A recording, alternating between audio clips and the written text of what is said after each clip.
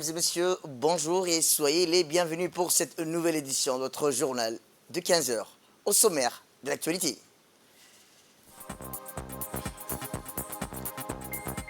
Réception d'un nouveau lot de médicaments pour améliorer la couverture sanitaire.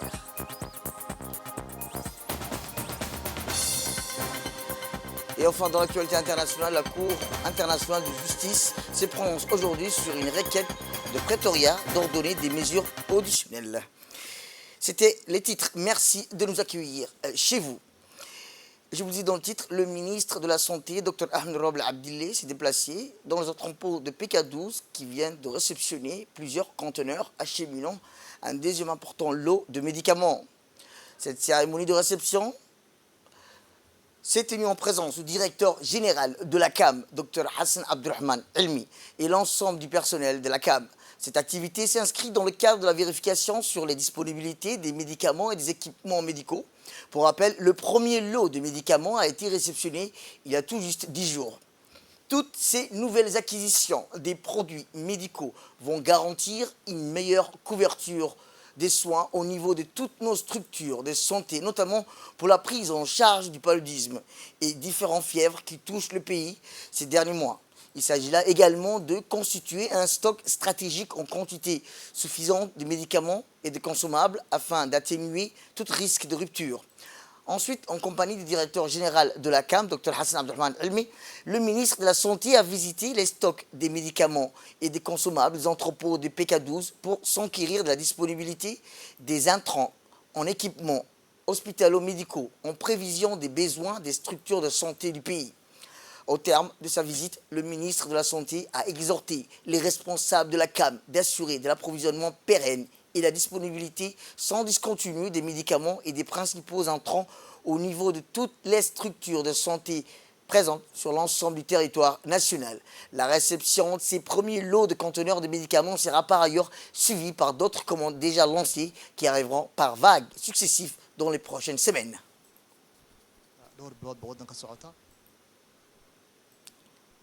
Dans son intervention, le directeur général de la CAM, Dr Hassan Abdurrahman Elmi, a souligné que la CAM vient de réceptionner au moins de 10 jours un important lot de médicaments en 2 vagues successives. Écoutons-le. Réception de plusieurs lots de conteneurs de médicaments avec notre ministre de la Santé, Ahmed Roble. Ce lot de médicaments que nous avons reçu aujourd'hui répond aux besoins importants, surtout ces derniers mois où nous avons remarqué une hausse de la consommation de certains produits utilisés contre la fièvre et le paludisme qui est de plus en plus récurrent. Nous avons pu faire inspection de réception avec le ministre. Ces médicaments vont être par la suite acheminés dans les structures pour être utilisés le plus rapidement possible. Donc, ces médicaments aussi bien importants qu'en termes de quantité, qu'en termes de qualité, comme vous avez pu le constater, fait suite à l'eau importante de médicaments que nous avons reçus il y a quelques semaines. Mais cette consommation ne durera qu'un mois ou au plus 2 mois, parce qu'on a remarqué qu'il y a ces derniers temps une forte augmentation de la consommation. Donc, et nous demandons à la population d'utiliser les médicaments avec un usage rationnel. Le Perfalgan, il doit être utilisé dans des conditions strictes parce que nous avons besoin d'être injectés ou parce que la population pense qu'être injecté est bien pour la santé. Des fois, un comprimé peut soulager la douleur. Du domaine de la santé, on passe à l'éducation, où le lauréat de la première édition des Olympiades djiboutiennes des mathématiques organisées par l'association Adamat ont été récompensés jeudi dernier. Cet événement majeur qui a rassemblé les meilleurs élèves des collèges et lycées du pays a mis en lumière les talents exceptionnels de la jeunesse djiboutienne en mathématiques. L'objectif de l'association Adamat est de donner le goût de la recherche aux élèves, de les entraîner sur des problèmes du niveau olympique international et de les préparer à participer à des concours nationaux, régionaux qu'internationaux. La cérémonie de remise des prix a débuté au lycée de Djibouti en présence des parents, des lauréats, des proviseurs, des encadreurs et les membres de l'association.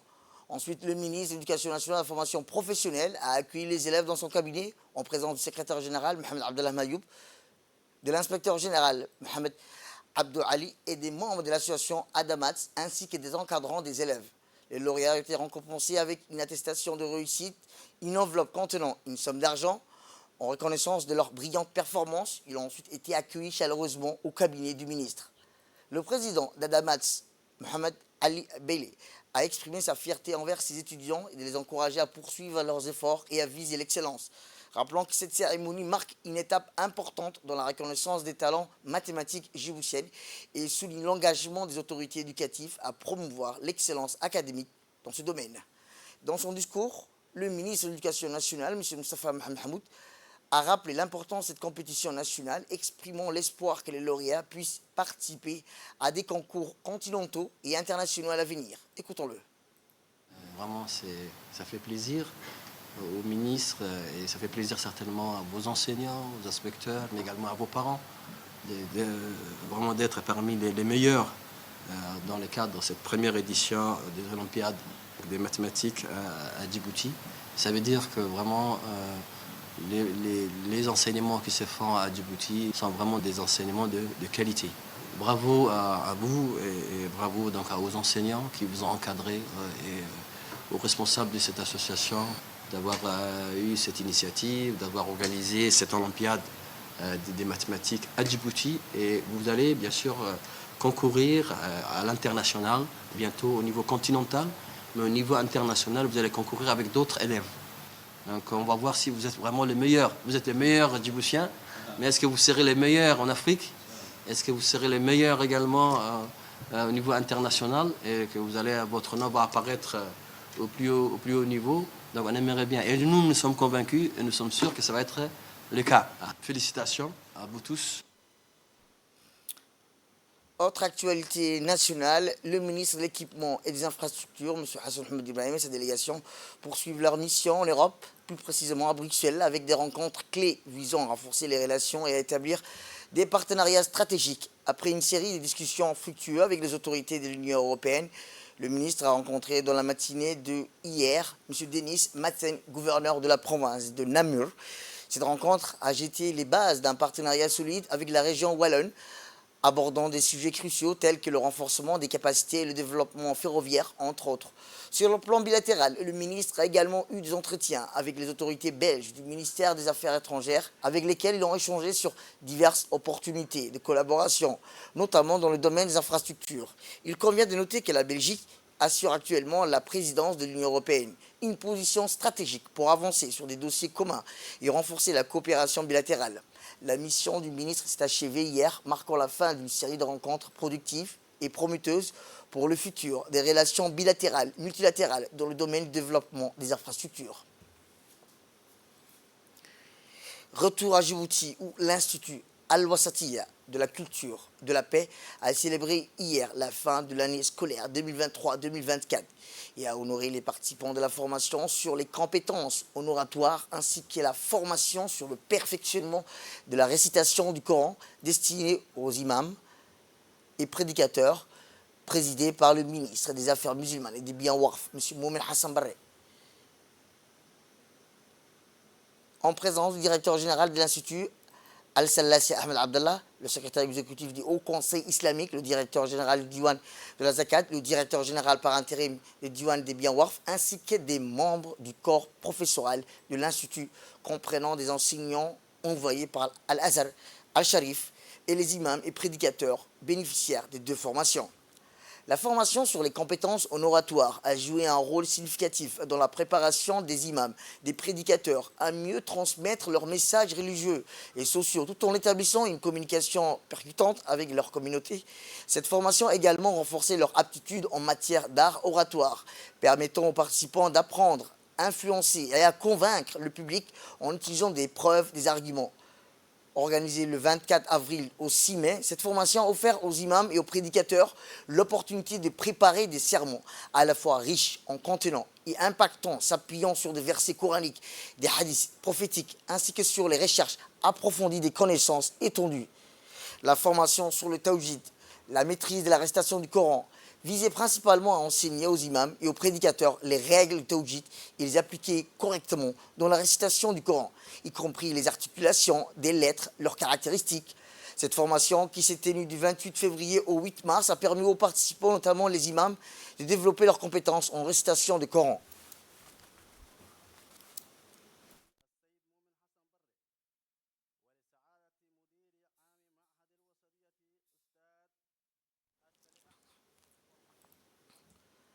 La propagation correcte des enseignants de l'islam. Pendant l'année scolaire et l'année écoulée, cette institution éducative remarquable a organisé plusieurs activités, notamment des cours de mémorisation et de récitation. Selon les 10 lectures, ses membres ont été remarqués lors des concours nationaux et régionaux de mémorisation du Coran. Pendant ce temps, un groupe de diplômés du baccalauréat participe à un programme de formation en vue d'obtenir un diplôme intermédiaire ou Bac plus 2 organisé par l'Institut en étroite collaboration d'Al-Sharif. De leur côté, les participants exprimaient leur gratitude et leur appréciation au ministre des Affaires musulmanes pour son soutien à cet édifice éducatif, soulignant l'importance concrète des sessions de formation.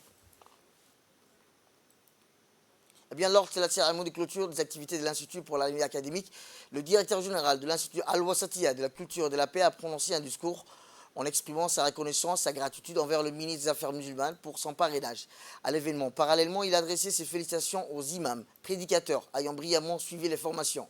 M. Al-Sallassi a souligné l'importance capitale des programmes des activités de l'Institut, en mettant particulièrement en avant les formations portant sur les compétences en oratoire, à l'art de l'éloquence, ainsi que sur la maîtrise de la récitation du Coran. Enfin, il a mis en exergue le rôle majeur de ces leaders religieux dans le tissu social, contribuant de manière significative au développement spirituel, social et culturel de leur communauté. Par ailleurs, le directeur général de l'Institut a mis en avant le rôle central de la mission Azharite dans la mise en œuvre des programmes éducatifs des formations. Eh bien, le ministre des Affaires musulmanes et des biens Waqf, M. Moumen Hassan Barre, a souligné le rôle crucial des formations et des programmes éducatifs destinés aux imams et aux prédicateurs dans la promotion de la modération et de la tolérance. Cette initiative vise à les fournir des connaissances, des compétences nécessaires pour guider la société de manière éclairée et équilibrée. L'Institut est comme un acteur de premier plan dans la diffusion de la modération, de la culture, la paix, ainsi que dans la formation d'une nouvelle génération des jeunes éclairés ayant une compréhension profonde des sciences religieuses et de leur but, de leur aspiration, a déclaré le ministre. Le ministre a également exprimé sa gratitude envers le président de la République, son Excellence Ismaël Omar Guelleh, pour son soutien indéfectible à cette noble initiative visant à renforcer l'identité nationale, son attachement à la culture arabo-islamique.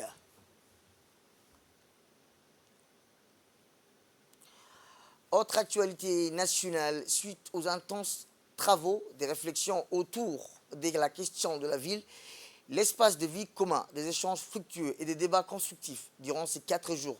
Tôt, la ministre de la Ville, de l'Urbanisme et de l'Habitat a procédé au Palais du Peuple à la clôture de l'atelier métropolitain de Djibouti. Il était question de recommandations et de synthèse des résultats de l'atelier par l'équipe expert Avitem, IRD, les institutions nationales des parties prenantes. Construire la ville de Djibouti et discuter autour des thématiques liées à la question de l'innovation de la ville et la résilience du métropole de Djibouti était une question importante, capitale pour chaque acteur, actrice des différentes institutions ministérielles qui n'ont non seulement participé mais étaient des acteurs clés pour échanger, partager et réfléchir pour rendre la ville de Djibouti plus résiliente. Un projet commun qui a chacun le gourmand, en chacun le dynamique collectif durant les 4 jours et ont permis de sortir les solutions pour les acteurs des différents ministères chargés de la ville. Son innovation de donner un avenir qui permettront de rendre la ville plus belle, plus prospère et plus résiliente. Une dynamique saluée, la mobilisation multi-acteurs dont est née des débats constructifs pour un élan urbain plus prometteur. Eh bien, la ministre a dans son intervention salué les efforts de toute l'équipe organisation pour le travail formidable effectué durant ces 4 jours. Écoutons-le. Sincèrement, vous remercier les uns et les autres. D'abord pour votre disponibilité, pour avoir aussi joué le jeu et vraiment pris sur votre temps pour venir travailler, partager, réfléchir ensemble pour que nous puissions donc avoir un changement, le changement souhaité, désiré pour notre espace de vie commun qu'est la ville de Djibouti. Parce que c'est vrai qu'aujourd'hui, nous avons essentiellement parlé de la ville de Djibouti, pas des autres villes, mais parce que la ville de Djibouti regroupe aussi et abrite la majorité de la population djiboutienne. Ce n'est pas pour autant qu'on ne travaille pas sur les autres villes, mais les problèmes sont moindres. Je voudrais vous remercier pour votre contribution. Ça a été répété et dit tout au long de la semaine que les gens sont vraiment là. Et il y a une présence très importante, assidue et des débats de qualité. Donc pour ça, je voudrais vous dire à toutes et à tous, bravo, bravo, bravo. Je sais, c'est pas... je voudrais aussi remercier sincèrement les équipes de la VITEM et de l'IRD. Vous avez fait un travail vraiment exceptionnel. Avec cet atelier, je crois, et tout le monde sera d'accord avec moi, on est sorti de notre cocon, nous sommes sortis de notre train-train quotidien pour essayer d'un peu utiliser ce cerveau et l'intelligence qu'Allah nous a donnée pour qu'on puisse vraiment se poser un moment et dire qu'est-ce qu'on fait, où est-ce qu'on va, qu'est-ce qu'on doit faire ensemble. Et ça, c'était quelque chose de très, très important, je pense, pour les uns et pour les autres. Je voudrais remercier, féliciter de manière vraiment appuyée toute l'équipe qui a organisé donc cet événement, et ce sont les équipes du ministère de l'Enseignement supérieur, de la Recherche, et les équipes du ministère de la Ville, de l'Urbanisme et de l'Habitat. Ce ne sera pas vraiment suffisant que je leur dise merci parce qu'ils se sont mobilisés. C'est pas quelque chose, enfin un travail qu'ils ont fait uniquement pendant ces 5 jours, mais ça fait depuis quelques mois qu'ils sont les uns et les autres mobilisés pour faire de cet événement ce qu'il a été et ce qu'il est. Et je voudrais leur rendre hommage et leur dire bravo. Je vous emmène en Amérique où, lors de la séance du Conseil de sécurité des Nations Unies consacrée à la protection des civils en conflit armé, 25e anniversaire de la résolution du Conseil de sécurité, M. Mohamed Ziad Douale, ambassadeur et représentant permanent de Djibouti auprès des Nations Unies, a fait un discours où il a réaffirmé l'engagement indéfectible de Djibouti envers la protection des civils dans les zones de conflit. Dans son allocution, l'ambassadeur Douale a exprimé sa gratitude au Mozambique pour avoir organisé ce débat annuel ouvert, soulignant l'importance cruciale de ce sujet. Il a également remercié le secrétaire général pour le rapport annuel de la protection des civils en conflit armé qui met en lumière la situation actuelle de la protection des civils dans le monde. L'ambassadeur a également salué l'intégration de l'agenda de la protection civile dans la résolution 2719, qui guide la planification et les règles d'engagement des opérations de soutien à la paix dirigées par l'Union africaine. Et Djibouti est l'un des plus grands contributeurs pour l'habitant du personnel en uniforme aux missions de maintien de la paix de l'ONU, reste fermement engagé dans la protection du droit international humanitaire, de la migration, des conflits. M. Douale a souligné que dans trop d'endroits, les civils en conflit sont vulnérables aux conséquences de la guerre. Destruction d'infrastructures civiles, y compris des hôpitaux et des écoles. L'intégrité des installations et des locaux de l'ONU doit être protégée, a-t-il dit, en tout temps, en vertu du droit international. Les civils doivent être protégés au Soudan, en Ukraine et de manière encore plus terrible à Gaza. Pour ne citer que quelques exemples, Israël qui semble avoir décrété que les Palestiniens plutôt sont inaptes à vivre comme commet un génocide à grande échelle à Gaza et continue sans honte de rationaliser le meurtre des civils. Retour à Djibouti, direction le nord du pays où Mme Radia Al-Ibrahim, auteure du recueil des contes Afar intitulé « Il était une fois », a répondu à l'invitation de l'écrivain Abdou Maki en se rendant dans la ville de Tadjoura pour un séjour de 48 heures.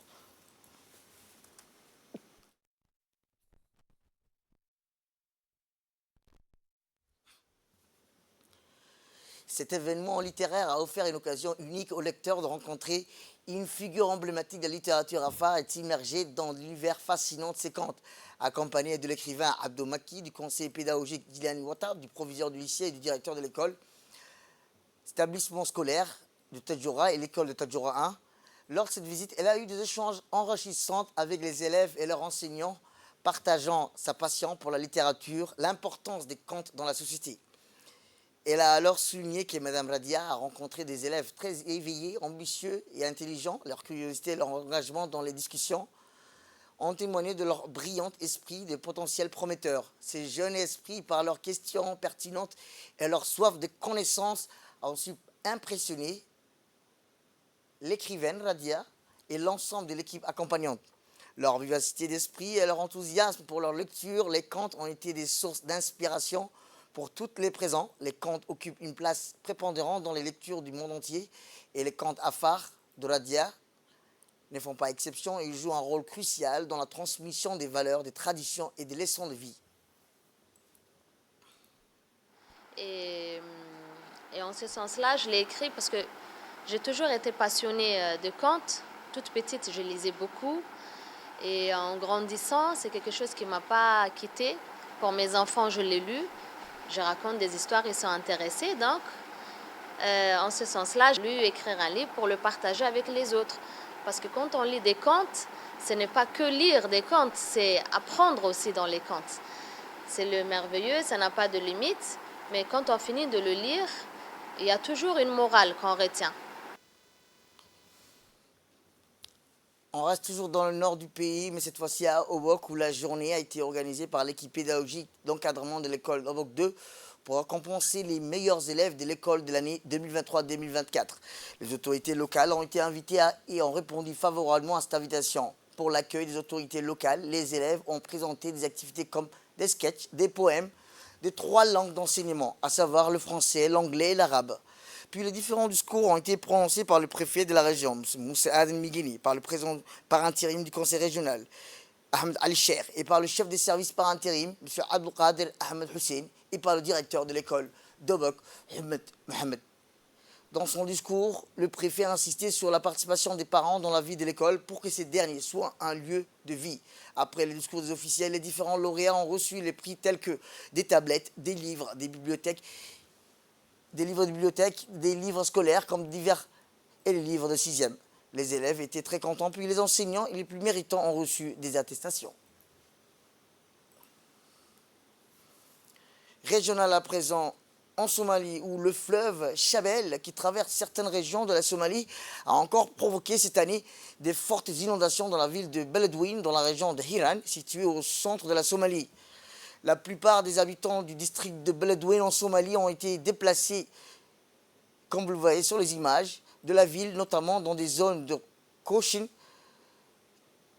qui ont été touchées par les inondations. Les familles déplacées sont installées dans des zones rurales de haut plateau, loin du fleuve Chabel, dans la banlieue de la ville. Bien que cette année soit considérée comme la moins touchée par le crue printanière du fleuve Chabel, on craint toujours que les inondations s'aggravent et touchent davantage des régions à mesure que les plus printanières continuent de tomber dans le pays. Kennedy Hussein et Ma'in Ahmed font partie des personnes qui ont été déplacées de leur maison à cause des inondations provoquées par Beledweyne dans la rivière de Chabel cette année. Mais ils pensent que le débit d'eau est moins qu'au printemps, comme ils l'ont vu ces dernières années. Tous les 6 mois, la rivière Chabel inonde Beledweyne dans la région d'Iran. Les forces de Hilwalal de la République de Djibouti et une partie de la mission ATMIS en Somalie participent au sauvetage, au secours des familles touchées par les inondations de Beledweyne. Et dans l'actualité internationale, je vous dis dans le titre, la Cour internationale de justice a annoncé qu'elle prononcera aujourd'hui sur la demande présentée par l'Afrique du Sud concernant l'indication des mesures conservatoires additionnelles contre Israël dans l'affaire relative au génocide. La Cour internationale de justice avait entamé jeudi dernier 2 jours d'audience pour décider des mesures conservatoires additionnelles contre Israël. La plus haute juridiction de l'ONU a fini par demander à Israël de lui communiquer des informations. C'est tout pour cette édition. Merci à vous de nous avoir suivis. Restez avec nous pour la suite de notre programme télévisé. Le programme continue sur Télé Djibouti et bon week-end à vous.